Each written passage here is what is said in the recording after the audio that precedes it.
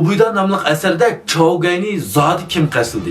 Chaogayning ölümüge kim sebepçi? Bu oqni Huarong atqanmı? Şunda qarsaq bu yerdə Chaogay Zingtu şəhərini tüzülüb etiş üçün mənqa vaxtımızda bunun bir zəhərlik oq deyildi. Undaqda bu oqni Huarong atdımı, Shivungong atdımı?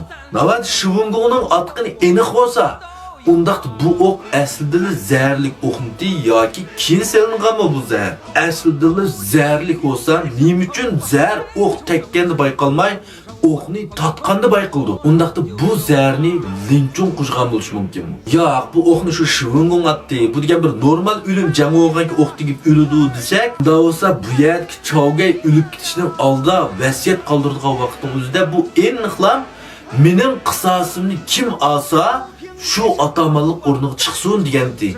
Lekin nima uchun bu gapni Songjang bu yerda chiqiblar qolgan birodarlarga Shivungongni kim tutsa şu atamanlık o'rniga chiqsin dedi deb vasiyat qildi deydi. Nima uchun bu gap o'zgarib ketdi?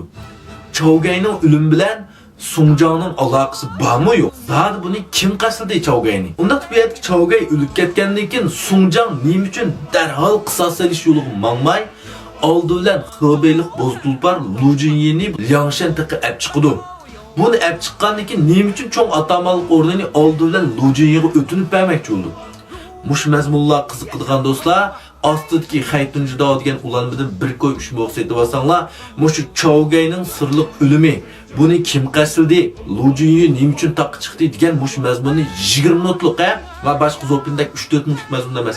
Biroq 20 minutlik mazmun, ya'ni Guanju qilgandan keyin bir ko'y 3 moq setib olib, mangu anglay olasizlar. Yoqtirgan do'stlar, ostidagi xaytunjida degan ulanmadan setib olinglar. Rahmat.